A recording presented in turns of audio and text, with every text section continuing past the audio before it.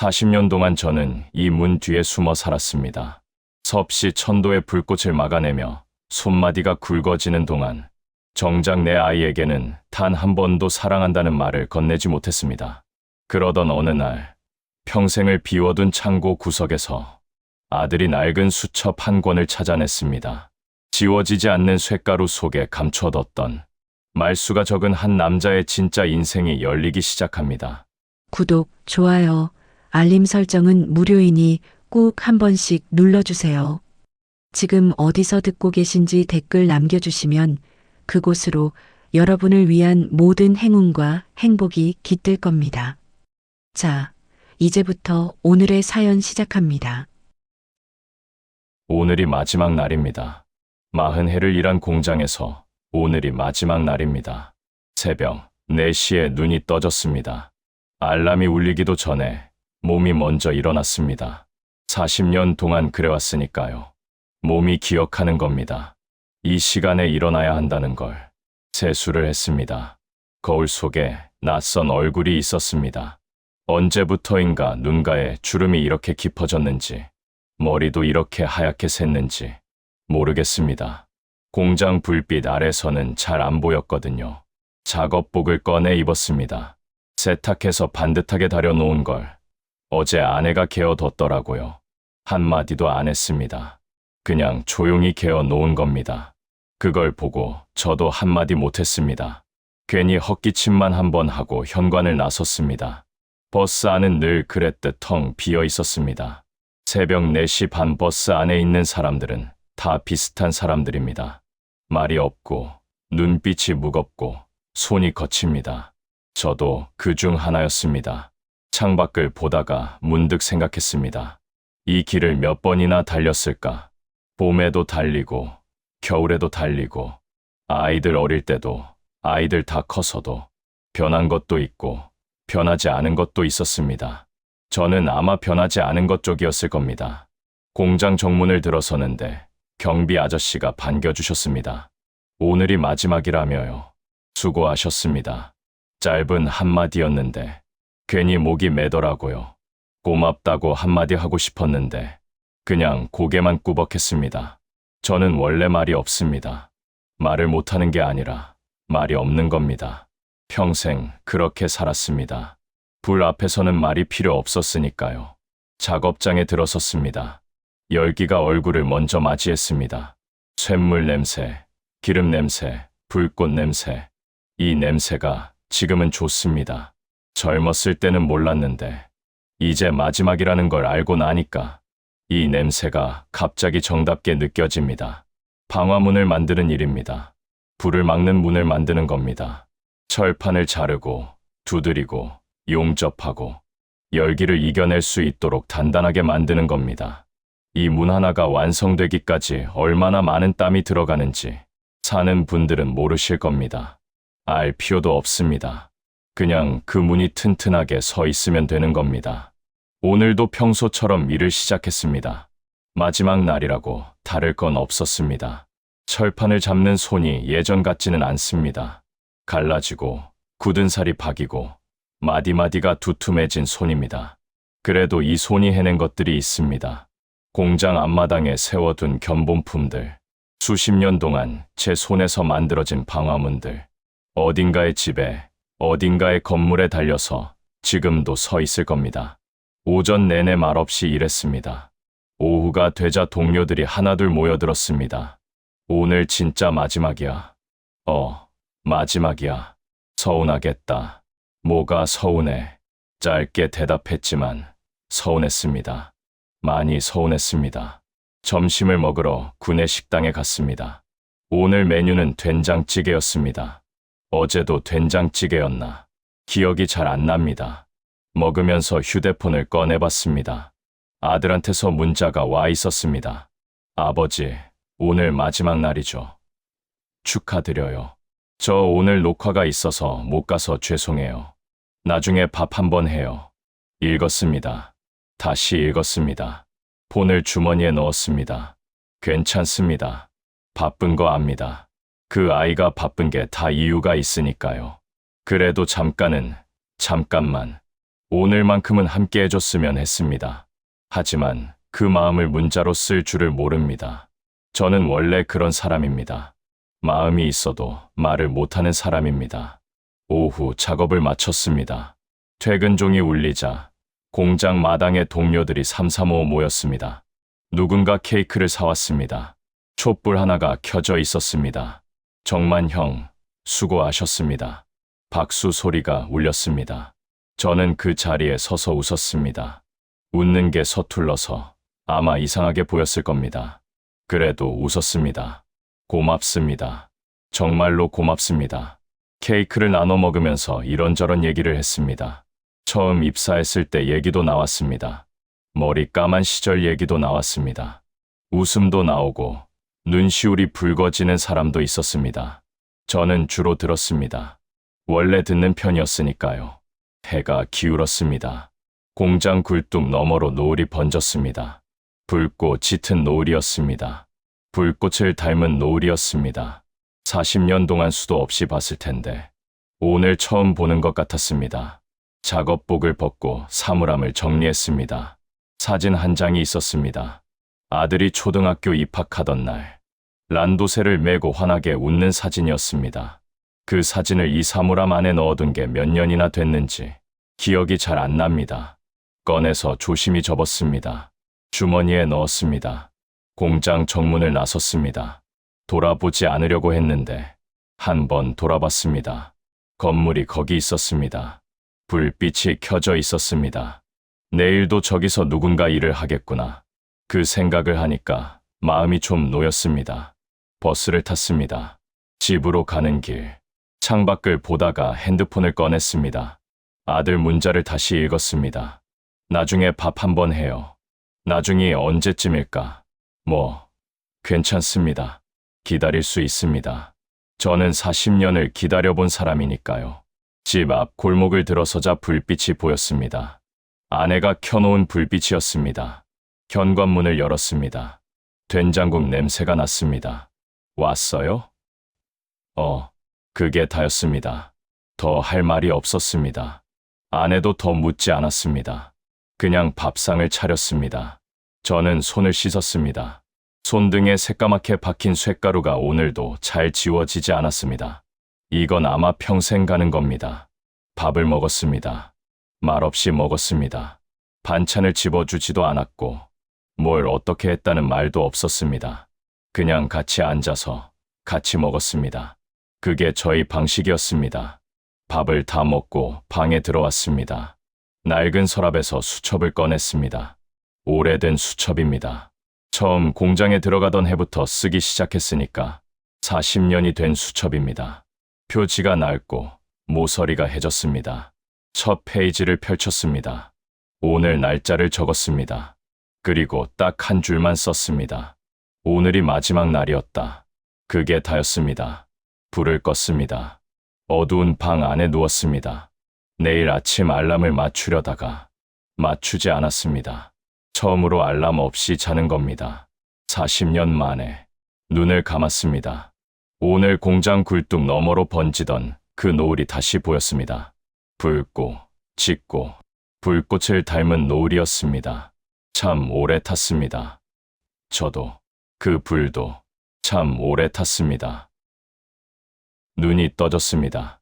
창밖이 밝았습니다. 화냈습니다. 몇 시인지 확인하려다가 그냥 뒀습니다. 알람이 없었으니까요. 처음에는 이상했습니다. 이렇게 밝은 아침에 누워있는 게 몸이 자꾸 일어나려고 했습니다. 뭔가를 해야 할 것 같은 느낌, 수십 년 동안 몸에 새겨진 감각이란 게 하루아침에 사라지질 않습니다. 억지로 누워 있었습니다. 천장을 봤습니다. 천장이 참 하얗더라고요. 이렇게 오래 쳐다본 적이 없었습니다. 한참을 그렇게 있었습니다. 아내가 부엌에서 움직이는 소리가 들렸습니다. 그릇 부딪히는 소리, 물 흐르는 소리. 그 소리가 낯설지 않았습니다. 평생 들어온 소리니까요. 그냥 그 소리를 들으면서 누워 있었습니다. 밥을 먹었습니다. 아내가 차린 밥상이었습니다. 어제랑 비슷했습니다. 된장국에 나물 몇 가지. 먹으면서 창밖을 봤습니다. 골목에 사람들이 지나갔습니다. 다들 어딘가로 가고 있었습니다. 바쁘게 저는 아무 데도 가지 않아도 되는 사람이 됐습니다. 그게 이상했습니다. 밥을 다 먹고 뭘 해야 할지 몰랐습니다. 텔레비전을 켰습니다. 뉴스가 나왔습니다. 껐습니다. 마당에 나갔습니다. 화분 몇 개가 있었습니다. 아내가 키우는 것들입니다. 뭔지는 모릅니다. 그냥 초록색이었습니다. 물을 줘야 하나 싶었는데 괜히 잘못 건드렸다가 혼날 것 같아서 그냥 봤습니다. 오전이 길었습니다. 이렇게 긴 오전이 있는 줄 몰랐습니다. 공장에서는 오전이 짧았습니다. 정신없이 움직이다 보면 점심이었으니까요. 여기서는 달랐습니다. 시간이 천천히 갔습니다. 너무 천천히. 며느리한테서 연락이 왔습니다. 오후에 손자를 데리고 온다고 했습니다. 민준이 올해 10살짜리 손자입니다. 그 말을 듣고 처음으로 기분이 좋아졌습니다. 그 아이 얼굴이 보고 싶었으니까요. 청소를 했습니다. 뭘 해야 할지 몰라서 청소를 했습니다. 방을 쓸고 마루를 닦고 아내가 이상한 눈으로 봤습니다. 갑자기 왜요? 그냥입니다. 딱히 이유는 없습니다. 손이 가만히 있지 못하는 겁니다. 이 손이 평생 뭔가를 해왔으니까요. 오후가 됐습니다. 현관 벨이 울렸습니다. 문을 열었더니 민준이가 서 있었습니다. 할아버지, 달려오려다가 며느리가 살짝 잡았습니다. 아주 살짝. 저는 못 본 척했습니다. 민준이를 안으려고 두 팔을 벌렸습니다. 민준아, 이리 와. 아이가 품 안으로 들어왔습니다. 따뜻했습니다. 이 아이를 안을 때만큼은 세상이 조용해집니다. 한참 안고 있었습니다. 며느리가 들어오면서 가방을 내려놓았습니다. 아버님, 손 좀 씻고 안아주시지. 조용한 목소리였습니다. 작은 말이었습니다. 그냥 지나칠 수도 있는 말이었습니다. 저는 민준이를 내려놓았습니다. 그래, 할아버지 손 씻고 오마. 화장실로 갔습니다. 수도꼭지를 틀었습니다. 손을 씻었습니다. 박박 씻었습니다. 비누칠을 2번 했습니다. 그래도 손등에 박힌 쇳가루는 지워지지 않았습니다. 이건 피부 안으로 들어간 겁니다. 아무리 씻어도 안 나옵니다. 거울을 봤습니다. 이 손으로 참 많은 걸 했습니다. 이 손으로 철판을 잘랐습니다. 이 손으로 불꽃을 맞았습니다. 이 손으로 방화문을 만들었습니다. 그게 부끄러운 게 아닌데 오늘따라 이 손이 부끄러웠습니다. 화장실에서 나왔습니다.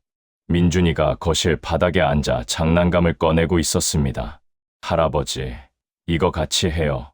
그래, 같이 하자. 바닥에 앉았습니다. 무릎이 뻐근했지만 앉았습니다. 레고였습니다. 작은 조각들이 잔뜩 있었습니다. 민준이가 설명서를 폈습니다. 저는 조각을 집으려고 했습니다. 그런데 이 손이 너무 컸습니다. 작은 조각들이 자꾸 미끄러졌습니다. 굳은 살이 너무 박혀서 손끝 감각이 무딘 겁니다. 민준이가 봤습니다. 할아버지 손이 왜 이래요? 응? 이 검은 거 뭐예요? 일하다가 생긴 거야. 어떤 일이요? 문 만드는 일. 문이요? 응. 불을 막는 문. 민준이가 눈을 동그랗게 떴습니다. 불이요? 그래. 불. 한참 생각하더니 고개를 끄덕였습니다. 그러고는 다시 레고를 집었습니다. 그 아이는 금방 잊어버렸겠지만 저는 오래 생각했습니다. 불을 막는 문. 그게 제 일이었습니다. 40년 동안 그게 제 일이었습니다. 저녁 때가 됐습니다. 며느리가 저녁을 준비하겠다고 부엌에 들어갔습니다.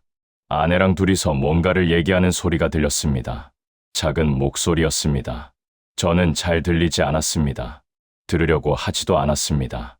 민준이가 레고 하나를 들고 왔습니다. 작은 문 모양이었습니다. 할아버지, 이거 봐요. 문이에요. 레고로 만든 작은 문이었습니다. 오, 잘 만들었네. 할아버지가 만드는 문이랑 비슷해요? 비슷하지. 근데 할아버지 건 훨씬 크고 무거워. 얼마나요? 이것보다 100배는 무겁지. 민준이가 와 하고 탄성을 질렀습니다. 그 탄성이 좋았습니다. 저녁을 같이 먹었습니다. 아들은 오늘도 없었습니다. 아들이 없는 밥상. 늘 있던 일입니다. 밥을 먹으면서 며느리가 말했습니다. 아버님, 요즘 등산 모임 같은 거 나가시는 건 어떠세요? 등산. 네, 은퇴하신 분들이 다 나가시더라고요. 생각해 볼게. 건강도 챙기셔야 하잖아요. 맞는 말입니다. 틀린 말은 아닙니다. 그런데 그 말이 왜인지 걸렸습니다.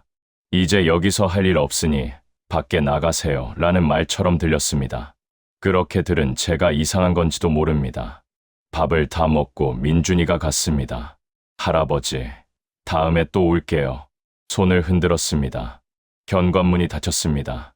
집이 갑자기 조용해졌습니다. 아내가 설거지를 했습니다. 저는 거실에 앉아 있었습니다. 텔레비전은 켜지 않았습니다. 그냥 앉아 있었습니다. 이상한 기분이었습니다. 뭔가가 빠져나간 것 같은, 뭔가가 달라진 것 같은. 공장이 없어진 게 아닙니다. 공장은 여전히 거기 있을 겁니다. 달라진 건 저입니다. 저의 자리가 달라진 겁니다. 손을 내려다봤습니다. 굳은 살이 박인 손, 쇳가루가 스민 손, 갈라진 손마디. 이 손이 40년 동안 뭔가를 막아왔습니다. 불길을 막는 문을 만들어 온 손입니다. 그런데 오늘은 이 손이 짐처럼 느껴졌습니다. 손자를 안기 전에 씻어야 하는 손, 밥상 앞에서 슬쩍 눈길을 피하게 만드는 손. 괜찮습니다. 괜찮은 겁니다. 그냥 적응하면 됩니다. 공장에서 처음 일을 배울 때도 적응했으니까요. 뭐든 처음엔 어색한 법이니까요. 방으로 들어왔습니다. 수첩을 꺼냈습니다. 날짜를 적었습니다. 그리고 한 줄을 썼습니다. 손을 씻고 들어오라고 했다. 그게 다였습니다. 더 쓸 말이 없었습니다. 아니, 더 쓰고 싶지 않았습니다. 불을 껐습니다. 누웠습니다. 오늘도 알람을 맞추지 않았습니다. 내일도 갈 곳이 없으니까요. 눈을 감으면서 생각했습니다. 이 손으로 평생 불길을 막아왔는데 이제는 이 손이 오히려 불편한 게 됐습니다. 그게 참 이상했습니다. 그게 참 서글펐습니다. 며칠이 지났습니다. 며칠이 지났는데도 여전히 어색합니다. 아침에 눈이 떠지면 천장을 봅니다. 그게 요즘 하루의 시작입니다. 알람도 없고 작업복도 없고 그냥 천장입니다. 아내가 외출을 했습니다. 경로당에 간다고 했습니다. 요즘 거의 매일 나갑니다. 저보다 바쁩니다. 혼자 집에 남았습니다. 텔레비전을 켰다가 껐습니다. 마당에 나갔다가 들어왔습니다. 냉장고를 열었다가 닫았습니다. 뭘 해야 할지 모르는 사람이 됐습니다. 그러다가 창고가 눈에 들어왔습니다. 오래된 창고입니다. 이 집에 이사 올 때부터 있던 창고입니다.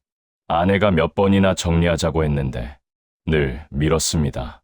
오늘은 할 일이 없으니까 창고 문을 열었습니다. 삐걱 소리가 났습니다.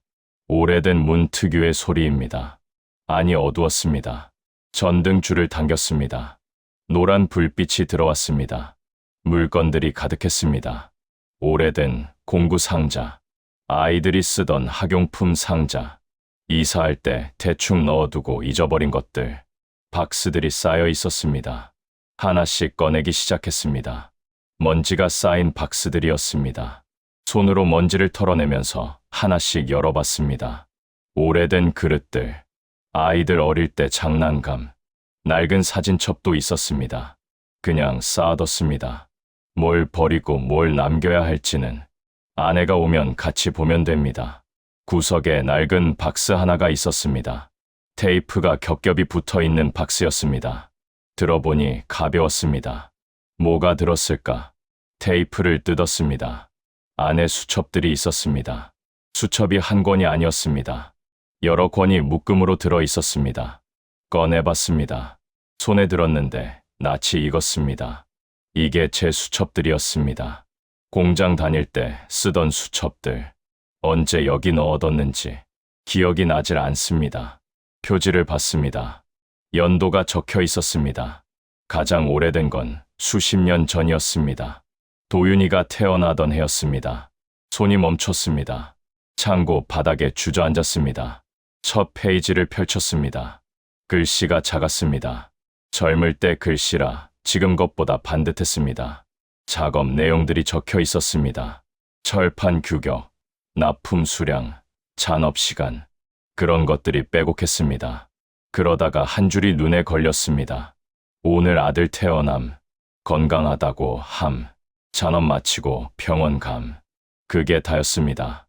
아들이 태어난 날의 기록이 딱 그 한 줄이었습니다. 한참 그 줄을 바라봤습니다. 잔업을 마치고 병원에 갔습니다. 그날 기억이 납니다. 아내가 진통이 시작됐다는 연락을 공장으로 해왔습니다. 반차를 내고 싶었지만 그날 납품 마감이 있었습니다. 참았습니다. 일을 끝내고 달려갔습니다. 병원에 도착했을 때 아들은 이미 태어나 있었습니다. 간호사가 안겨줬습니다. 작고 붉은 얼굴이었습니다. 그때 손이 너무 더러워서 아들 얼굴을 만지지 못했습니다. 그 생각이 났습니다. 다음 수첩을 꺼냈습니다. 도윤이가 4-5살 무렵이었을 겁니다. 읽어 내려갔습니다. 작업 기록들 사이사이에 짧은 메모들이 있었습니다. 도윤이 열이 심하다고 함. 오늘 잔업 2시간 더 함. 약값. 도윤이 유치원 입학. 가방을 새로 사줬음. 이번 달 생활비 부족. 주말 특근 신청함. 읽다 보니 손이 떨렸습니다. 이게 다 이 안에 있었습니다. 아무도 모르는 것들이 이 안에 다 있었습니다. 다음 수첩, 또 다음 수첩. 도윤이 초등학교 들어가던 해. 도윤이 입학식. 사진을 찍어줬음. 아이가 웃었음. 중학교 들어가던 해. 도윤이 중학교 입학. 교복이 컸음. 다음에 맞춰줘야 함. 고등학교. 도윤이 성적이 올랐다고 함. 잘했다고 말해줬어야 했는데 못했음. 그 줄에서 손이 멈췄습니다. 잘했다고 말해줬어야 했는데 못했음. 제가 썼습니다. 이걸 제가 썼습니다. 그 마음이 있었던 겁니다. 말을 못했을 뿐 마음이 없었던 게 아닌 겁니다. 눈이 뜨거워졌습니다. 참았습니다. 계속 읽었습니다. 도윤이 대학 들어가던 해. 오늘 도윤이 등록금을 위해 잔업 5시간 더 했음. 손이 많이 떨렸음. 괜찮음. 손이 많이 떨렸음. 괜찮음. 그 두 문장이 한꺼번에 눈에 들어왔습니다. 손이 떨렸는데 괜찮다고 했습니다. 자기 자신한테 괜찮다고 했습니다. 더 이상 참을 수가 없었습니다. 눈물이 났습니다. 창고 바닥에 앉아서 아무도 없는 창고에서 그냥 울었습니다. 소리도 없이 울었습니다. 원래 울 줄 모르는 사람인데 그냥 눈물이 흘렀습니다. 얼마나 앉아 있었는지 모릅니다. 눈물이 먹고 나서 다시 수첩을 봤습니다. 도윤이 취직하던 해. 도윤이 PD가 됐다고 함. 방송국 PD. 잘 됐음. 얼마나 기뻤겠습니까? 얼마나 뿌듯했겠습니까? 그런데 딱 3글자였습니다. 잘 됐음. 저는 그런 사람이었습니다. 기쁜 것도 슬픈 것도 짧게 쓰는 사람이었습니다. 마지막 수첩을 꺼냈습니다. 가장 최근 것이었습니다. 올해까지 쓴 수첩이었습니다. 마지막 몇 페이지를 펼쳤습니다. 도윤이한테 전화하려다가 바쁠 것 같아 그냥 뒀음. 오늘 도윤이 방송 나온다고 했음. 봤음. 잘하더라. 도윤이한테 잘하더라 말해주고 싶었는데 못했음. 또 그 말이었습니다. 말해주고 싶었는데 못했음. 이게 저였습니다. 평생 이게 저였습니다. 마음은 있는데 말을 못하는 사람. 수첩들을 가지런히 모았습니다. 창고 바닥에 가지런히 쌓았습니다. 이걸 그냥 여기 두면 안 될 것 같았습니다. 방으로 가져왔습니다. 서랍 위에 올려뒀습니다. 한참 바라봤습니다. 이게 40년입니다. 이 얇은 수첩들이 40년입니다. 글자 하나하나가 다 하루였습니다. 아내가 들어왔습니다. 창고 정리했어요? 조금. 뭐 나왔어요? 수첩들. 수첩. 아내가 서랍 위에 쌓인 수첩들을 봤습니다. 잠깐 멈췄습니다. 아무 말도 하지 않았습니다. 그냥 부엌으로 들어갔습니다. 저도 아무 말 하지 않았습니다. 저녁이 됐습니다. 아들한테서 연락이 왔습니다. 문자였습니다. 아버지, 이번 주말에 봄가 창고 정리 도와드리러 가도 될까요? 오래됐을 것 같아서요. 읽었습니다. 잠깐 생각했습니다. 그리고 답장을 보냈습니다. 그래, 와라. 짧게 답했습니다. 늘 그랬듯이 짧게 답했습니다. 그런데 오늘은 그 짧은 답장을 보내고 나서 오래 핸드폰을 들고 있었습니다. 서랍 위의 수첩들을 다시 봤습니다. 저 안에 뭐가 있는지 이제 저만 압니다. 그게 좋은 건지 나쁜 건지 모르겠습니다. 그냥 아들이 오면 창고를 같이 정리할 겁니다. 그리고 아마 저 수첩들을 아들이 보게 될 겁니다. 볼 수도 있고 안 볼 수도 있습니다. 억지로 보여줄 생각은 없습니다. 그냥 있는 그대로 두면 됩니다. 말 못했던 것들이 거기 다 있으니까요. 40년 동안 말 못했던 것들이 저 수첩 안에 다 있으니까요. 불을 껐습니다. 누웠습니다. 오늘은 좀 이상한 날이었습니다. 울었습니다. 혼자 창고 바닥에서 울었습니다. 오래간만에 울었습니다. 울고 나니까 조금 가벼웠습니다. 이상하게도 조금 가벼웠습니다. 토요일 아침이었습니다. 아들이 온다고 했습니다. 어제 다시 문자가 왔습니다. 오전 중으로 갈게요. 그 문자를 보고 뭘 준비해야 하나 싶었습니다. 밥이라도 해야 하나, 뭘 해줘야 하나. 그러다가 그냥 뒀습니다. 아내가 알아서 할 겁니다. 저는 마당에서 기다렸습니다. 기다리는 척은 안 했습니다. 그냥 마당에 있었습니다. 차 소리가 들렸습니다. 골목 안으로 차가 들어오는 소리였습니다. 잠깐 후에 현관 벨이 울렸습니다. 문을 열었습니다. 아들이 서 있었습니다. 아버지, 왔어. 그게 다였습니다. 저는 원래 그런 사람이니까요. 아들이 들어왔습니다. 아내가 반겼습니다. 뭘 먹었냐? 아침은 먹었냐? 물어보고 또 물어봤습니다. 저는 거실에 앉아서 그 모습을 봤습니다.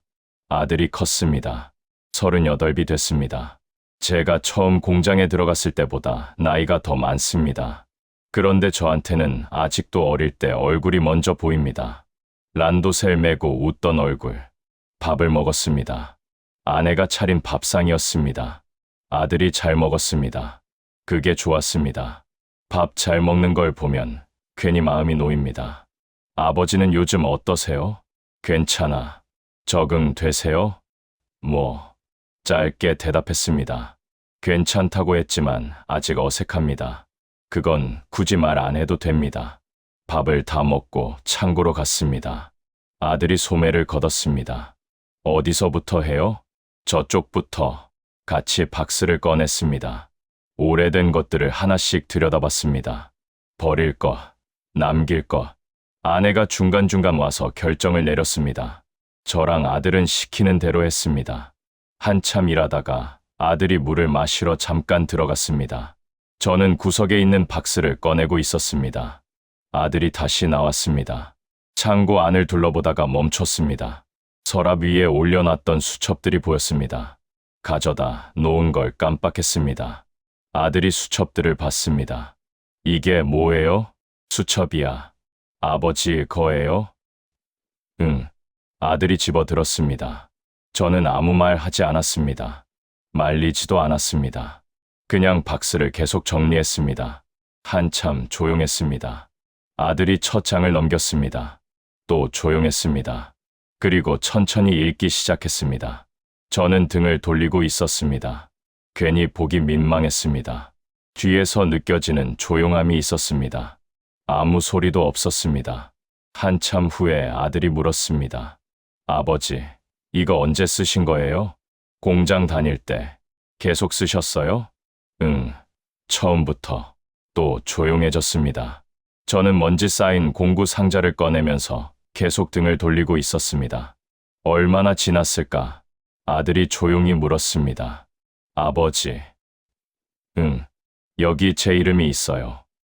그래, 등록금 얘기도 있고. 그래, 잔업 5시간 하셨다고. 저는 대답 안 했습니다. 대답 안 해도 됩니다. 다 사실이니까요. 아들이 계속 읽는 것 같았습니다. 저는 공구 상자를 열었다 닫았다 했습니다. 딱히 뭘 찾는 게 아니었습니다. 그냥 손을 움직여야 했습니다. 아버지. 응. IMF 때요. 응. 그때 우리 집은 왜 괜찮았는지 몰랐었어요. 저는 잠시 손을 멈췄습니다. 그냥 괜찮았던 게 아니었네요. 맞습니다. 그냥 괜찮았던 게 아니었습니다. IMF 때 공장도 어려웠습니다. 사람들이 잘렸습니다. 저는 안 잘렸습니다. 가장 오래 버텼으니까요. 가장 오래 불 앞에 있었으니까요. 그래서 살아남았습니다. 월급이 밀렸을 때도 있었습니다. 그 얘기는 집에 안 했습니다. 아내한테도 안 했습니다. 그냥 버텼습니다. 주말에 다른 공장 일을 구해서 나갔습니다. 아내는 몰랐을 겁니다.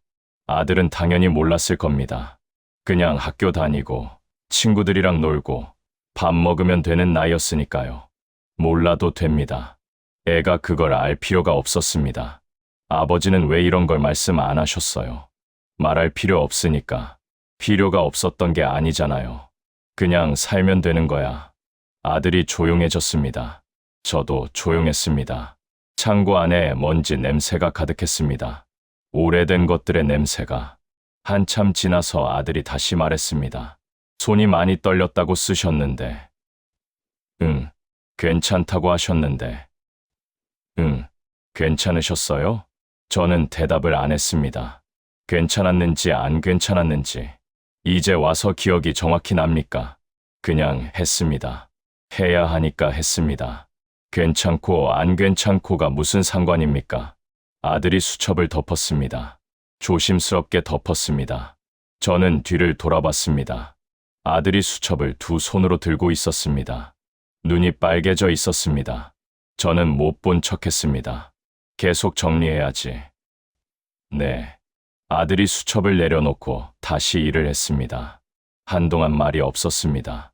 같이 박스를 옮기고, 같이 먼지를 털고, 말없이 일했습니다. 저는 아들 등을 봤습니다. 많이 컸습니다. 어깨가 넓어졌습니다. 저 어깨 위에 지금 뭘 지고 사는지 저는 잘 모릅니다. 물어본 적이 없습니다. 아들도 저한테 잘 묻지 않습니다. 우리 집이 원래 그랬습니다. 말없이 하는 집이었습니다. 점심때가 됐습니다. 아내가 불렀습니다. 창고에서 나와서 손을 씻었습니다. 아들도 옆에서 같이 씻었습니다. 손을 씻으면서 아들이 제 손을 봤습니다. 말은 안 했습니다. 그냥 봤습니다. 저도 말 안 했습니다. 밥을 먹었습니다. 아내가 갈비찜을 했습니다. 아들이 좋아하는 거라고. 아들이 잘 먹었습니다. 먹으면서 가끔 저를 봤습니다. 저도 가끔 아들을 봤습니다. 눈이 마주치면 금방 다른 데를 봤습니다. 말 못하는 건 저뿐만이 아니었습니다. 아들도 저를 닮았습니다. 먹고 나서 아들이 커피를 타왔습니다. 저것도 같이 타왔습니다. 드세요. 그래. 나란히 앉아서 커피를 마셨습니다. 말이 없었습니다. 그런데 불편하지 않았습니다. 이상하게 불편하지 않았습니다. 오래간만에 이상하게 편했습니다. 아들이 돌아갈 준비를 했습니다. 현관에서 신발을 신으면서 뭔가 말하려다가 멈췄습니다. 저도 뭔가 말하려다가 멈췄습니다. 결국 아들이 먼저 말했습니다. 아버지, 다음에 또 올게요. 그래. 수첩. 응? 수첩 제가 가져가도 될까요? 잠깐 생각했습니다. 가져가. 아들이 수첩들을 가방에 넣었습니다. 조심스럽게 넣었습니다. 현관을 나서다가 돌아봤습니다. 아버지. 응, 고생하셨어요. 그 말을 듣는데 가슴 어딘가가 뜨거워졌습니다. 그래. 짧게 대답했습니다. 늘 그랬듯이. 그냥 그래. 했습니다. 차가 골목을 빠져나가는 것을 봤습니다. 아내가 옆에 서 있었습니다. 잘 갔네요. 응. 수첩 줬어요? 응. 아내가 잠깐 있더니 안으로 들어갔습니다. 저는 조금 더 서 있었습니다. 아들 차가 사라진 골목을 봤습니다. 저 아이가 수첩을 읽을 겁니다. 집에 가서 혼자서 천천히 읽을 겁니다. 뭘 느낄지, 모릅니다. 뭘 생각할지 모릅니다. 저는 억지로 알게 할 생각이 없습니다. 그냥 있는 그대로입니다. 공장 일이 그랬습니다. 잘 만든 방화문은 설명하지 않아도 됩니다. 튼튼한 게 다입니다. 말이 필요 없습니다. 저 수첩들이 그겁니다. 설명이 필요 없습니다. 거기 다 있습니다. 40년이 거기 다 있습니다. 방으로 들어왔습니다. 서랍 위가 비어 있었습니다. 수첩들이 있던 자리가 비어 있었습니다. 그 빈자리를 한참 봤습니다. 이상하게 비어 있는데 홀가분했습니다. 평생 가슴 안에 담아두고 말 못했던 것들이 이제 제 손을 떠난 것 같았습니다. 불을 껐습니다. 누웠습니다. 오늘 아들 손을 봤습니다. 깨끗한 손이었습니다. 굳은 살도 없고 쇳가루도 없는 손이었습니다. 그 손이 제 수첩을 들고 갔습니다. 그걸로 됩니다. 그걸로 충분합니다. 아들 손이 깨끗한 것, 그게 제가 불 앞에 서 있었던 이유였으니까요. 아들이 수첩을 가져간 뒤로 며칠이 지났습니다. 연락은 없었습니다. 읽고 있겠지 싶었습니다. 바쁜 아이니까 천천히 읽겠지 싶었습니다. 저는 기다릴 줄 아는 사람입니다. 그건 자신 있습니다. 그 주 내내 몸이 좀 이상했습니다. 숨이 자주 차더라고요. 계단을 오르면 멈춰야 했습니다. 전에는 그러지 않았는데 그냥 나이 탓이려니 했습니다. 67이면 그럴 수도 있습니다. 대수롭지 않게 생각했습니다. 아내가 몇 번 병원 가보자고 했습니다. 괜찮아, 쉬면 낫겠지. 늘 그렇게 대답했습니다. 공장에서도 그랬습니다. 몸이 아파도 일단 나갔습니다. 쉬면 낫겠지 하고 그게 몸에 밴 겁니다. 수요일 아침이었습니다. 세수를 하고 나서 거울을 봤습니다. 얼굴이 좀 창백하다 싶었습니다. 밥을 먹으러 식탁에 앉았습니다. 숟가락을 드는데 갑자기 어지러웠습니다. 심하게 어지러웠습니다. 식탁을 잡았습니다. 아내가 봤습니다. 왜요? 그냥 잠깐 어지러워. 얼굴이 왜 그래요? 괜찮아. 괜찮다고 했습니다. 그런데 괜찮지 않았습니다. 숨이 갑자기 가빠졌습니다. 가슴이 답답했습니다. 뭔가가 누르는 것 같았습니다. 아내가 옆으로 왔습니다. 여보, 여보, 소리가 멀어졌습니다. 그 다음은 잘 모릅니다. 눈을 떴을 때 천장이 하였습니다. 병원 천장이었습니다. 코에 무언가가 꽂혀 있었습니다. 산소 마스크였습니다. 옆에 아내가 있었습니다. 눈이 퉁퉁 부어 있었습니다. 많이 울었구나. 정신이 들어요? 고개를 끄덕였습니다. 말하려다가 마스크가 있어서 그냥 눈으로 했습니다. 걱정시켜서 미안했습니다. 그 말을 하고 싶었는데 마스크가 있으니 못했습니다. 나중에 생각하니까 마스크가 없었어도 못했을 것 같습니다. 저는 원래 그러니까요. 의사가 왔습니다. 이것저것 물었습니다. 어디가 아팠냐? 언제부터였냐? 대답했습니다. 짧게 대답했습니다. 의사가 검사를 더 해야 한다고 했습니다. 폐 쪽이 걱정된다고 했습니다. 쇳가루를 오래 마셨다고 하니까 표정이 조금 굳었습니다. 그걸 보고 저도 알았습니다. 간단한 문제가 아니구나. 검사가 이어졌습니다. 이 방 저 방 옮겨 다니며 찍고 또 찍었습니다. 병원이라는 데는 기다림이 많은 곳입니다. 복도에 누워서 차례를 기다리는 시간이 길었습니다. 천장을 봤습니다. 형광등이 지나갔습니다. 이 형광등이 공장 천장에도 있었는데 거기 불빛이랑 비슷하더라고요. 오래 쳐다봤습니다. 검사 결과를 기다리는 동안 아들이 왔습니다. 아내가 연락을 했나 봅니다. 헐레벌떡 들어오더라고요. 숨을 고르는 게 보였습니다. 달려온 겁니다. 아버지, 왔어. 어디 아파요? 어디 가요? 괜찮아. 괜찮은 게 아니잖아요. 목소리가 떨렸습니다. 저는 괜찮다고 했습니다. 진짜로 괜찮다고 생각했습니다. 쓰러지긴 했어도 누워있으니 좀 나았으니까요. 아들이 의사를 찾아갔습니다. 뭔가 물어보는 것 같았습니다. 저는 침대에 누워 있었습니다. 아내가 손을 잡았습니다. 아무 말 없이 손을 잡았습니다. 따뜻했습니다. 이 손이 참 오래됐습니다. 이 손이랑 같이 산 게 40년이 넘었습니다. 결과가 나왔습니다.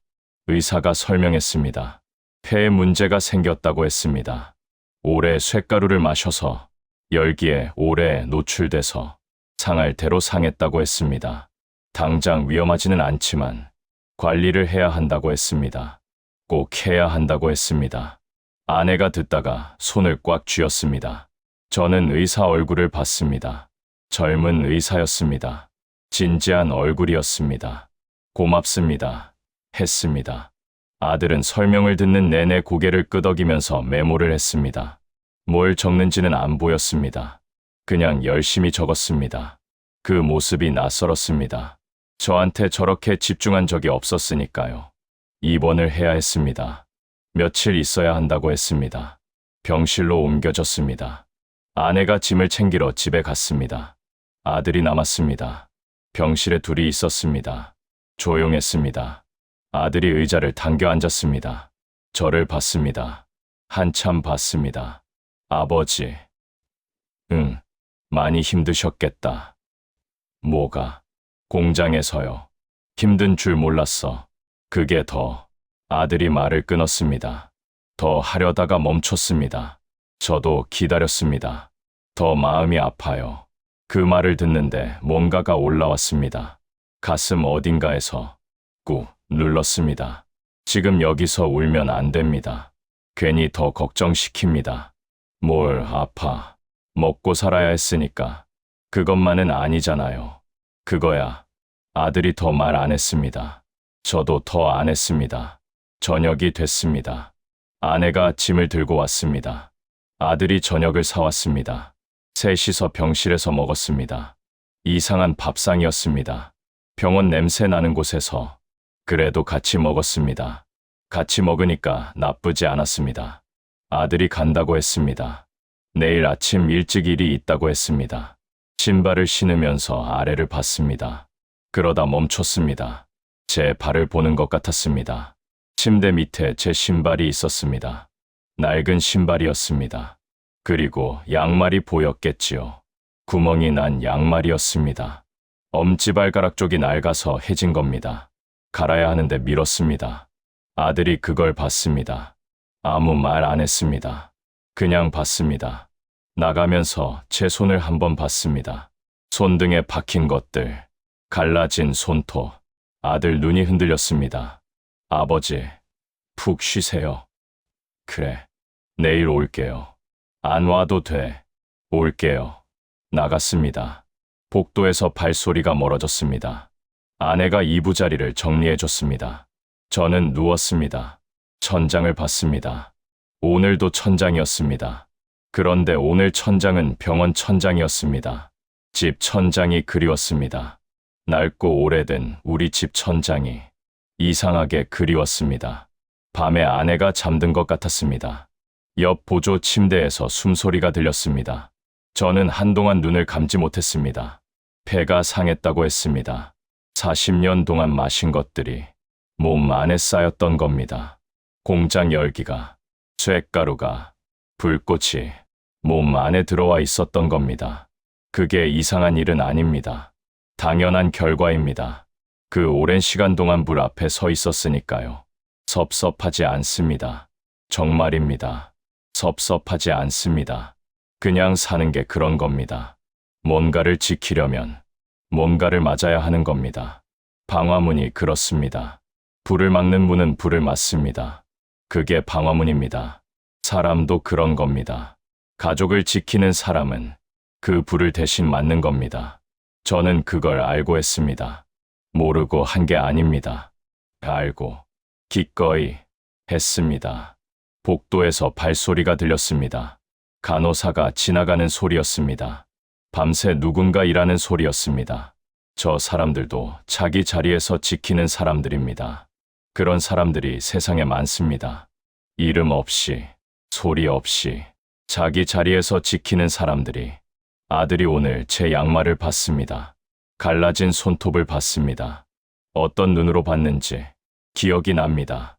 그 눈이 자꾸 생각납니다. 괜찮습니다. 알아도 됩니다. 이제 알아도 됩니다. 몰랐으면 했던 때도 있었습니다. 알면 짐이 될까봐, 알면 무거울까봐. 그래서 숨겼습니다. 수첩에만 썼습니다. 그런데 이제 다 컸습니다. 38이 됐습니다. 알아도 됩니다. 무거워도 됩니다. 그게 삶이니까요. 눈을 감았습니다. 산소가 들어오고 나갔습니다. 숨 쉬는 게 느껴졌습니다. 이게 당연한 일인데 오늘은 유독 느껴졌습니다. 숨이 쉬어진다는 것이, 살아있다는 것이 참 다행이었습니다. 더 살아야 합니다. 손자가 아직 어립니다. 아내가 아직 옆에 있습니다. 아들한테 아직 못한 말이 있습니다. 그러니까 더 살아야 합니다. 더 버텨야 합니다. 방화문은 쉽게 무너지지 않습니다. 조금 낡고 녹슬어도 제자리를 지킵니다. 저도 그렇습니다. 조금 상했어도 아직 여기 있습니다. 아직 여기 서 있습니다. 며칠 후 퇴원을 했습니다. 병원 문을 나서는데 바깥 공기가 달랐습니다. 차갑고 맑았습니다. 이 공기를 당연하게 마셨는데 며칠 병원에 있다 나오니까 이게 당연하지 않은 것 같았습니다. 아내가 팔을 잡았습니다. 천천히요. 괜찮아. 그래도 잡혔습니다. 그냥 뒀습니다. 집에 돌아왔습니다. 현관을 들어서는데 이상하게 코끝이 뜨거웠습니다.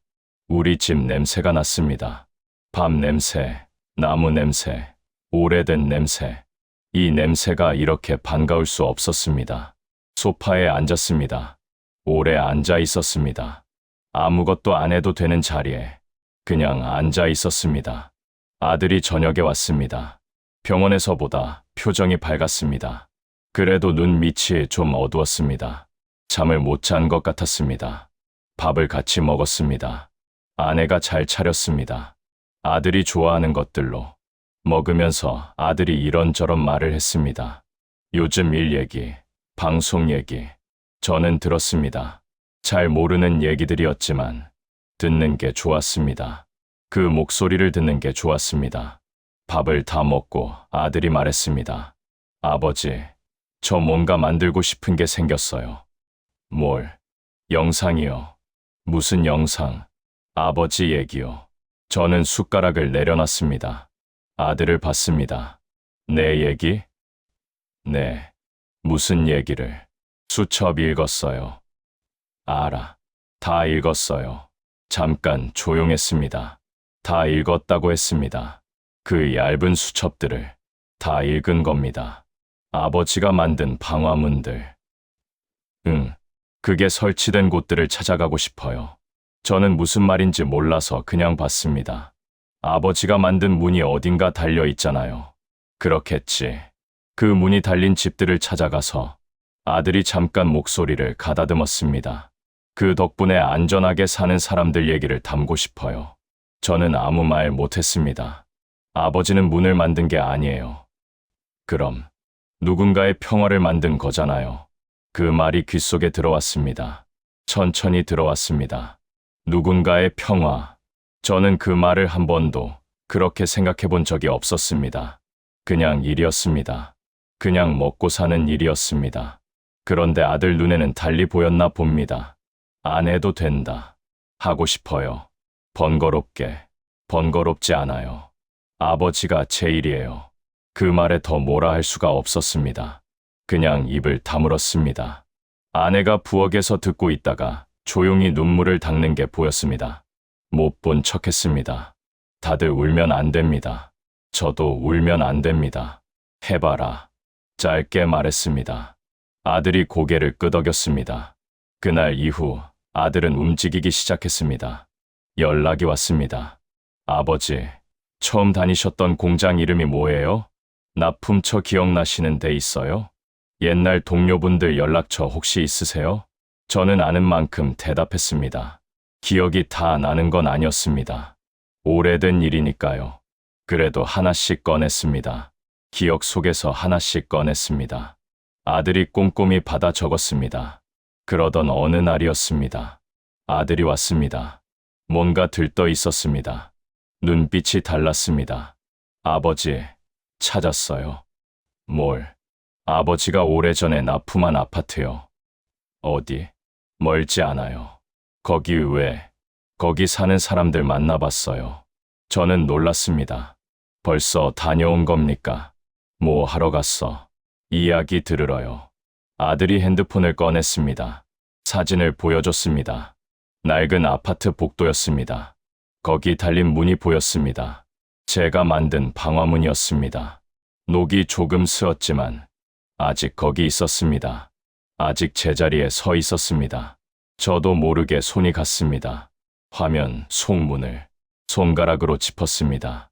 이 아파트 할머니 한 분이 계세요. 응, 몇 년 전에 아랫집에서 불이 났대요. 저는 손을 멈췄습니다. 다들 대피를 못했는데 아들이 잠깐 멈췄습니다. 이 문이 15분 막아줬대요. 방화문이 닫혀 있어서 불길이 번지는 걸 막았다는 겁니다. 그 15분이 대피할 시간을 벌어줬다는 겁니다. 저는 한동안 말을 못했습니다. 그 할머니가 이런 말씀 하셨어요. 아들이 핸드폰을 봤습니다. 뭔가 적혀 있었습니다. 이 문 덕분에 살았는데 이 문이 누가 만든 건지 한 번도 생각 안 해봤다고요. 저는 창밖을 봤습니다. 눈이 뜨거워졌습니다. 참았습니다. 아직은 참을 수 있었습니다. 더 있어요. 다른 곳도 찾았어요. 이번엔 학교였습니다. 오래된 초등학교. 그 학교 복도에도 제가 만든 문이 달려 있었습니다. 교감 선생님이 말씀하셨다고 했습니다. 그 문이 달린 뒤로 한 번도 사고가 없었다고. 학생들이 그 문 앞을 매일 지나다닌다고. 그 아이들은 모르겠지만 그 문이 거기 있다고 저는 생각했습니다. 그 문 앞을 지나다니는 아이들이 저를 모릅니다. 당연합니다. 알 필요도 없습니다. 그냥 그 문이 거기 있으면 됩니다. 그냥 안전하면 됩니다. 그게 처음부터 제가 바랐던 전부였습니다. 아들이 말했습니다. 아버지, 이거 계속 찾아다닐 거예요. 많겠다. 많아도 할 거예요. 왜? 보여드리고 싶어서요. 저를 봤습니다. 아버지가 만든 것들이 아직 거기 있다는 걸. 아버지가 지킨 것들이 아직 살아있다는 걸. 목소리가 흔들렸습니다. 저도 흔들렸습니다. 안 흔들리려고 했는데 흔들렸습니다. 됐어. 그런 거 안 됐어요. 처음으로 아들이 저한테 안 됐다고 했습니다. 피식 웃음이 났습니다. 아들도 따라 웃었습니다. 며칠 뒤 아들이 카메라를 들고 다시 왔습니다. 작은 카메라였습니다. 아버지, 저랑 같이 가실 수 있어요? 어디? 제가 찾은 곳들이요. 나는 안 가도 되는데 같이 가셔야 해요. 왜? 아버지가 주인공이니까요. 저는 이런 말에 쑥스럽습니다. 평생 쑥스럽게 살았습니다. 누가 알아주는 걸 바란 적도 없습니다. 그냥 하면 되는 거였으니까요. 두꺼운 옷 입으세요. 오늘 춥대요. 아내가 점퍼를 가져왔습니다. 결국 나갔습니다. 아들 차를 탔습니다. 조수석이 처음에 어색했습니다. 저는 늘 버스를 탔으니까요. 차가 출발했습니다. 아들이 운전하면서 말했습니다. 아버지, 가는 동안 수첩 얘기 좀 더 해주실 수 있어요? 무슨 얘기? 처음 공장 들어가셨을 때요. 별거 없어. 있어요. 다. 저는 창밖을 보면서 천천히 말했습니다. 처음 공장에 들어갔을 때 19이었습니다. 아는 게 없었습니다. 무서웠습니다. 불꽃이 튀는 게 무서웠습니다. 그런데 선배들이 가르쳐줬습니다. 불을 보는 법, 불을 다루는 법, 불을 막는 법. 그걸 배웠습니다. 아들이 들었습니다. 핸들을 잡고 앞을 보면서 조용히 들었습니다. 첫 번째 장소에 도착했습니다. 그 낡은 아파트였습니다. 복도에 섰습니다. 제가 만든 문 앞에 섰습니다. 오래됐습니다. 녹도 슬었습니다. 그런데 서 있었습니다. 멀쩡히 서 있었습니다. 손을 뻗었습니다.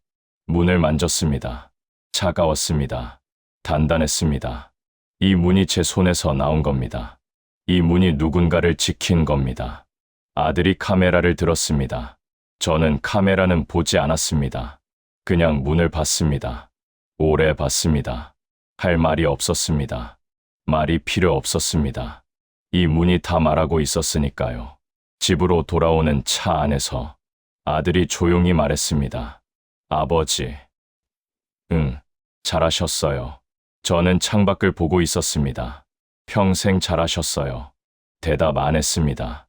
대답을 못했습니다. 목이 막혀서 창밖에 가로등이 지나갔습니다. 하나씩 지나갔습니다. 어두운 길을 밝히는 것들이 하나씩 지나갔습니다. 저도 그런 사람이었을까? 어두운 데서 불을 켜는 사람, 아무도 모르게 켜두는 사람, 모르겠습니다. 그냥 했습니다. 그냥 살았습니다. 그게 다입니다. 그게 전부입니다. 집에 들어왔습니다. 아내가 기다리고 있었습니다. 어땠어요? 갔다 왔어. 아들이랑 괜찮았어요? 응. 방에 들어왔습니다. 불을 켰습니다. 서랍이 비어 있었습니다. 수첩들이 있던 자리, 아직도 비어 있었습니다. 그런데 오늘은 그 빈자리가 다르게 보였습니다. 무거운 것들이 거기 있었는데, 이제 그것들이 밖으로 나간 겁니다. 세상 밖으로 나간 겁니다. 아들이 들고 나간 겁니다. 됩니다. 됩니다. 그게 됩니다. 불을 껐습니다. 누웠습니다. 오늘 그 문을 만졌습니다. 차갑고 단단했습니다. 내 손에서 나온 것이 아직 거기 서 있었습니다. 그거면 충분합니다. 정말로 그거면 충분합니다. 퇴원하고 나서 시간이 좀 흘렀습니다. 몸이 조금씩 나아지고 있었습니다. 약을 먹고 무리하지 않고 천천히 지냈습니다. 아내가 잘 챙겨줬습니다. 말은 없어도 밥상에 늘 따뜻한 게 있었습니다. 그게 감사한 일입니다. 아들한테서 연락이 자주 왔습니다. 전보다 훨씬 자주 왔습니다. 짧은 것들이었습니다. 아버지, 오늘 어떠세요? 약 드셨어요? 밥은 잘 드셨어요?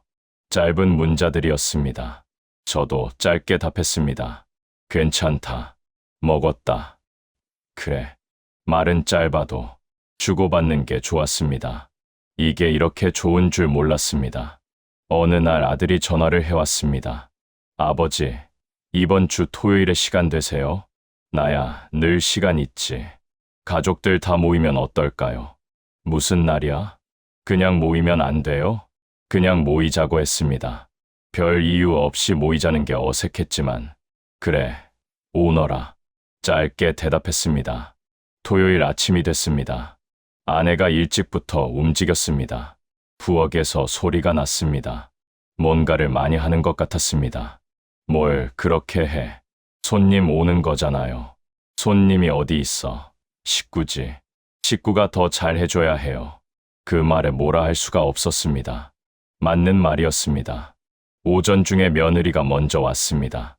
민준이를 데리고 왔습니다. 민준이가 뛰어들어왔습니다. 할아버지, 왔어. 아이를 안으려다가 무릎이 삐끗했습니다. 들켰습니다. 할아버지 아파요? 아니야. 괜찮아. 진짜요? 진짜야. 민준이가 제 손을 잡았습니다. 자기 두 손으로 제 손 하나를 꼭 쥐었습니다. 따뜻했습니다. 이 아이 손이 참 작습니다. 이 작은 손이 이렇게 꽉 쥐는 힘이 있습니다. 며느리가 부엌으로 들어갔습니다. 아내를 도왔습니다. 둘이서 뭔가 얘기하는 소리가 들렸습니다. 저는 민준이랑 거실에 앉았습니다. 할아버지, 병원 갔다 왔어요? 응, 갔다 왔어. 많이 아팠어요? 조금. 엄마가 많이 걱정했어요. 그 말을 듣고 며느리 쪽을 봤습니다. 부엌에서 바쁘게 움직이고 있었습니다. 그 아이도 걱정을 했겠지요. 말은 없어도 걱정을 했겠지요. 아들이 왔습니다. 점심때가 다 돼서 왔습니다. 손에 뭔가를 들고 있었습니다. 노트북 가방이었습니다. 그리고 뭔가 묵직한 것이 하나 더 있었습니다. 천으로 쌓여 있었습니다. 아버지, 잠깐만요. 방으로 들어갔습니다. 뭘 하나 싶었습니다. 한참 후에 나왔습니다. 빈손으로 나왔습니다. 뭘 방에 두고 나온 겁니다. 밥부터 먹어요. 그렇게 말했습니다. 밥을 먹었습니다. 오랜만에 식구들이 다 모여 먹었습니다. 아내가 많이 차렸습니다. 갈비찜도 있었습니다. 잡채도 있었습니다. 민준이가 잡채를 좋아해서 2번 더 먹었습니다. 밥을 먹으면서 이런저런 얘기가 나왔습니다. 민준이 학교 얘기, 며느리 요즘 하는 일 얘기, 아들 방송 얘기. 저는 들었습니다. 평소에는 이 식탁이 이렇게 시끌벅적하지 않았는데 오늘은 달랐습니다. 시끄러운 게 좋았습니다. 밥을 다 먹었습니다. 아내가 차를 내왔습니다. 민준이는 과자를 들고 거실 바닥에 앉았습니다. 아들이 일어났습니다. 아버지, 잠깐만요. 방으로 들어갔다가 노트북을 들고 나왔습니다. 그리고 천으로 쌓인 것도 들고 나왔습니다. 거실에 노트북을 폈습니다. 텔레비전에 연결했습니다. 아버지, 여기 앉아 계세요. 소파에 앉았습니다. 아내가 옆에 앉았습니다. 며느리가 민준이를 안고 옆에 앉았습니다. 아들이 서서 노트북을 만졌습니다. 아버지한테 보여드리고 싶은 게 있어서요. 화면이 켜졌습니다. 음악이 흘렀습니다. 조용하고 낮은 음악이었습니다. 첫 장면은 공장이었습니다. 오래된 공장 외벽이었습니다. 제가 다녔던 공장이 아니었습니다. 비슷한 곳이었습니다. 불꽃이 튀는 장면이 나왔습니다. 철판을 두드리는 소리가 났습니다. 그 소리를 듣는데 몸이 반응했습니다. 그리워지는 소리였습니다. 그 다음 장면은 그 낡은 아파트 복도였습니다. 제가 만든 방화문이 화면에 가득 찼습니다. 그리고 자막이 나왔습니다. 이 문이 설치된 지 25년이 됐습니다. 노인 한 분이 나왔습니다. 그 할머니였습니다. 아들이 만났다던 그분이었습니다. 주름진 얼굴로 카메라를 봤습니다. 담담하게 말씀하셨습니다. 불이 났던 날 얘기를 하셨습니다. 연기 냄새가 났을 때 얘기, 계단으로 뛰어나왔을 때 얘기, 이 문이 닫혀 있어서 불길이 막혔다는 얘기. 말씀하시다가 눈시울이 붉어지셨습니다. 이 문이 없었으면 어찌 됐을까? 그 한마디에 저는 숨을 참았습니다. 아내가 손수건을 꺼냈습니다. 다음은 초등학교였습니다. 복도를 뛰어다니는 아이들이 나왔습니다. 그 옆에 문이 서 있었습니다. 교감 선생님이 나오셨습니다. 이 문이 달린 뒤로 한 번도 안전사고가 없었다고 하셨습니다. 아이들이 저 문 앞을 하루에도 수백 번 지나다닌다고 하셨습니다. 다음은 병원이었습니다. 오래된 병원 복도. 거기도 제 문이 있었습니다. 간호사 한 분이 말씀하셨습니다. 야간 근무 때 이 문이 닫혀 있으면 마음이 놓인다고. 환자분들이 안전하다는 생각이 든다고. 장면이 여러 곳으로 이어졌습니다. 공장, 아파트, 학교, 병원, 시장, 안상가. 다 달랐지만 거기 달린 문은 다 비슷했습니다. 제가 만든 것들이었습니다.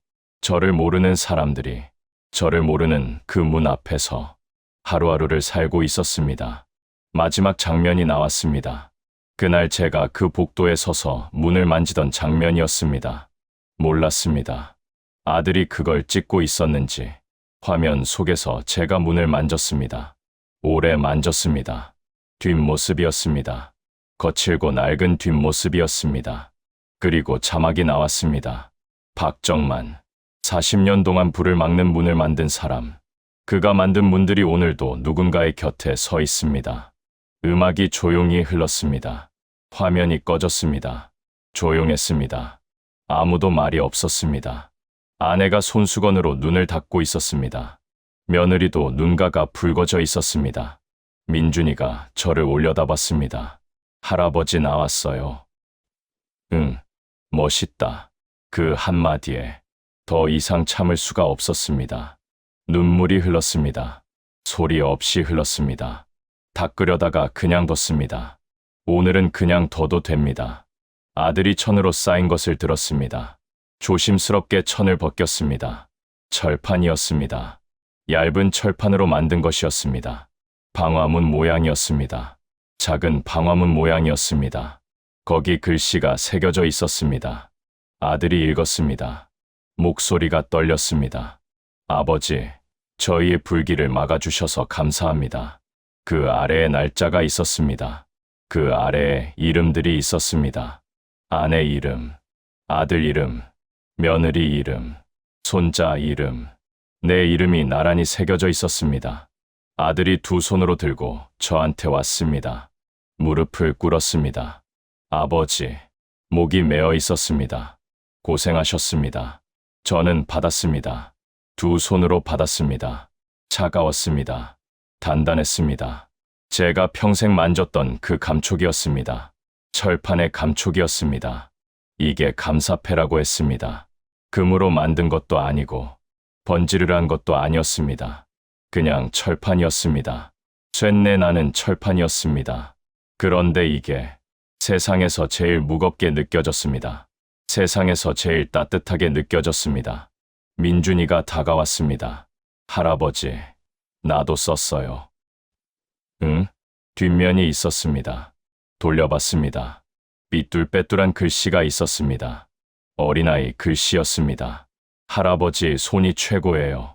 읽는데 눈이 흐려졌습니다. 이 아이가 썼습니다. 10살짜리 이 아이가 할아버지 손이 최고라고 썼습니다. 쇳가루 묻은 이 손이, 구멍 난 양말을 신은 이 사람이 이 아이한테는 최고랍니다. 민준이가 제 손을 잡았습니다. 할아버지, 울어요? 아니야. 눈에서 뭐 나오는데요. 바람이 들어간 거야. 바람이요? 응, 바람. 민준이가 웃었습니다. 그 웃음소리에 방 안이 밝아졌습니다. 아내가 제 어깨에 손을 얹었습니다. 아무 말 없이 얹었습니다. 며느리가 조용히 말했습니다. 아버님, 감사해요. 짧은 말이었습니다. 진심이 느껴졌습니다. 저도 감사합니다. 이 자리에 있어줘서 감사합니다. 그 말을 속으로만 했습니다. 소리 내서 못했습니다. 늘 그랬듯이 저는 그런 사람이니까요. 그래도 괜찮습니다. 오늘은 제가 못하는 말들을 이 철판이 대신하고 있으니까요. 저녁이 됐습니다. 다들 돌아갔습니다. 민준이가 나가면서 손을 흔들었습니다. 할아버지, 다음에 또 올게요. 그래, 와라. 차가 떠났습니다. 집이 조용해졌습니다. 아내가 설거지를 했습니다. 저는 소파에 앉아 감사패를 들고 있었습니다. 무릎 위에 올려놓고 봤습니다. 글씨를 손가락으로 짚었습니다. 저희의 불길을 막아주셔서 감사합니다. 이 글씨가 철판 위에 새겨진 겁니다. 철판에 새겨지면 지워지지 않습니다. 오래 갑니다. 아주 오래 갑니다. 아내가 설거지를 마치고 나왔습니다. 옆에 앉았습니다. 감사패를 같이 봤습니다. 한참 조용했습니다. 고생했어요. 아내가 말했습니다. 당신도 그게 다였습니다. 그 짧은 말 두 마디가 40년이었습니다. 방에 들어왔습니다. 감사패를 서랍 위에 올려뒀습니다. 수첩들이 있던 자리에 올려뒀습니다. 비어있던 자리에 이게 왔습니다. 수첩들이 나가고 이게 왔습니다. 불을 껐습니다. 누웠습니다. 어둠 속에서도 감사패가 거기 있다는 게 느껴졌습니다. 차갑고 단단한 것이 거기 서 있다는 게 느껴졌습니다. 눈을 감았습니다. 평생 불을 막았습니다. 평생 문을 만들었습니다. 이름 없이 했습니다. 그게 당연한 줄 알았습니다. 그런데 오늘은 당연하지 않은 것 같습니다. 소중한 것 같습니다. 참 소중한 것 같습니다. 잘 잤습니다.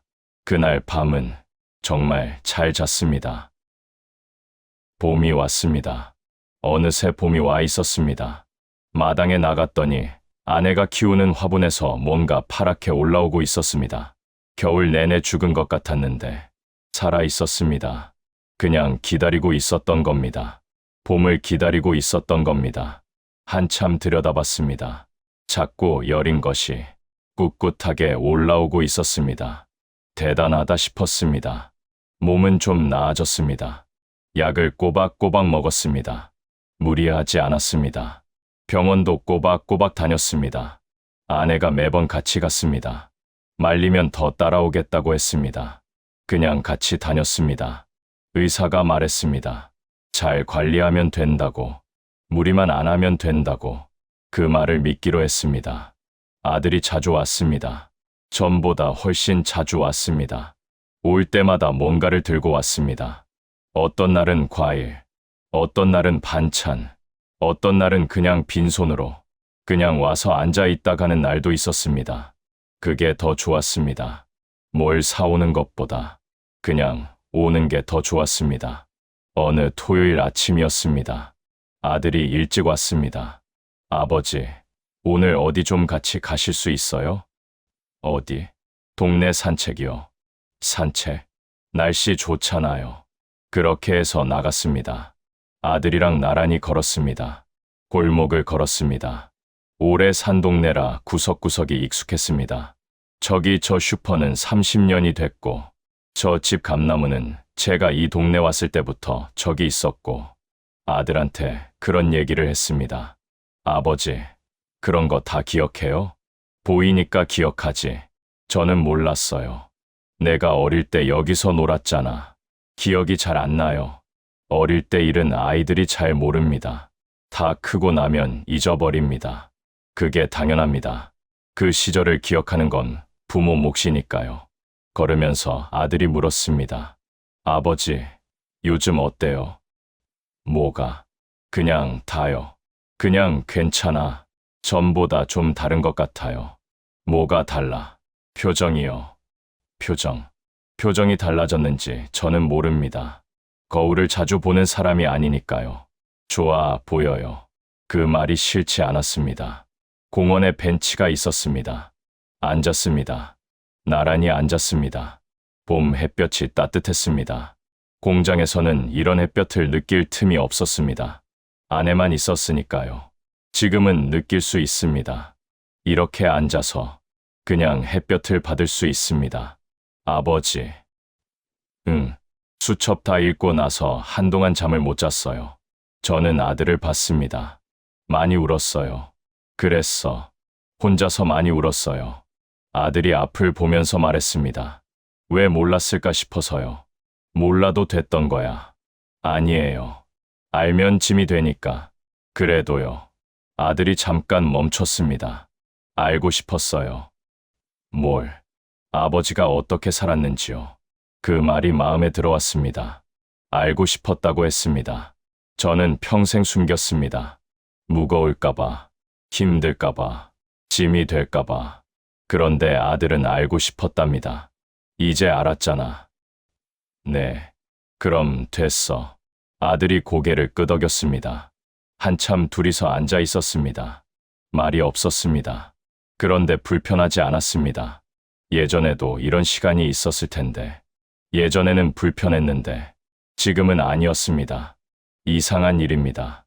달라진 게 없는데 달라진 게 많은 것 같습니다. 집으로 돌아오는 길이었습니다. 아들이 말했습니다. 아버지, 저 다음 달에 방송 하나 나와요. 무슨 방송? 다큐멘터리요. 어떤? 아버지 거요. 저는 걸음을 멈췄습니다. 네, 거? 네. 그걸 방송을 해? 해요. 누가 봐? 많이 봐요. 저는 어이가 없었습니다. 제가 방송에 나온다는 게 이상한 일이었습니다. 저 같은 사람이 방송에 나오는 게 말이 됩니까? 안 해도 되는데. 해요. 부끄러운 게 아니에요. 나 같은 게 뭐. 아들이 걸음을 멈추고 저를 봤습니다. 아버지 같은 분이요. 응? 아버지 같은 분들이 방송에 나와야 해요. 목소리가 단호했습니다. 저는 더 말리지 않았습니다. 이 아이가 하겠다는데 막을 이유가 없었습니다. 집에 들어왔습니다. 아내한테 방송 얘기를 했습니다. 잘 됐네요. 잘 된 게 뭐야.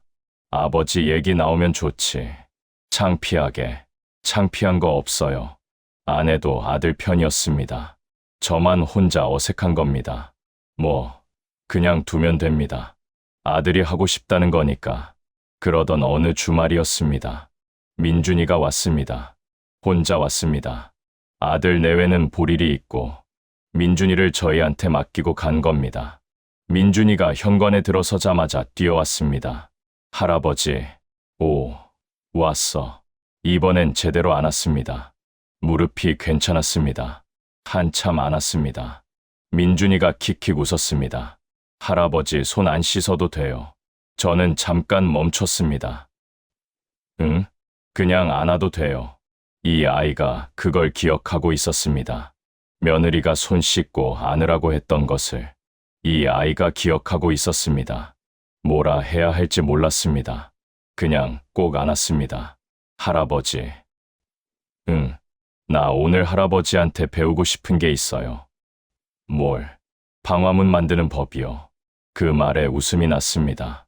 방화문을 어디서 만들어? 진짜 말고요. 그림으로요. 그림. 방화문 그려주세요. 그렇게 해서 종이를 꺼냈습니다. 민준이랑 나란히 앉았습니다. 종이에 방화문을 그렸습니다.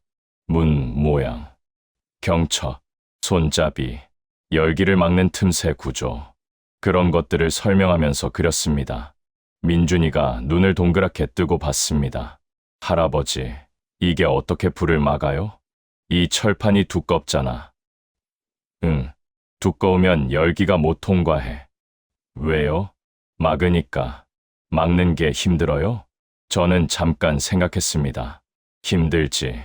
그럼 왜 해요? 막아야 하니까. 민준이가 고개를 끄덕였습니다. 그 대답이 충분하다는 듯이 고개를 끄덕였습니다. 그 다음에 민준이가 말했습니다. 할아버지도 방화문이에요. 응? 우리 막아줬잖아요. 저는 그 말을 한동안 받아들이지 못했습니다. 10살짜리 아이가 이걸 알고 있었습니다. 어떻게 알았어? 아빠가 말해줬어요. 아들이 말해줬다고 합니다. 아들이 이 아이한테 할아버지가 어떤 사람인지 말해줬다고 합니다. 눈이 뜨거워졌습니다. 또 뜨거워졌습니다. 민준이가 제 손을 잡았습니다. 할아버지 손이 세상에서 제일 멋진 손이에요. 왜? 로봇 손 같잖아요. 로봇 손? 천하무적 로봇 손이요. 그 말에 웃음이 터졌습니다. 크게 웃었습니다. 오래간만에 소리 내서 웃었습니다. 민준이도 따라 웃었습니다. 아내가 부엌에서 웃음소리를 들었는지 얼굴을 내밀었습니다. 무슨 얘기예요? 할아버지 손이 천하무적 로봇 손이래. 아내가 피식 웃었습니다. 그러고는 다시 부엌으로 들어갔습니다. 저녁 때 아들이 왔습니다. 민준이를 데리러 온 겁니다. 잘 있었어요? 응. 민준이가 달려갔습니다. 아빠, 할아버지가 방화문 그려줬어요. 그림을 들고 갔습니다. 아들이 받아서 봤습니다. 저를 봤습니다. 아버지가 그리셨어요?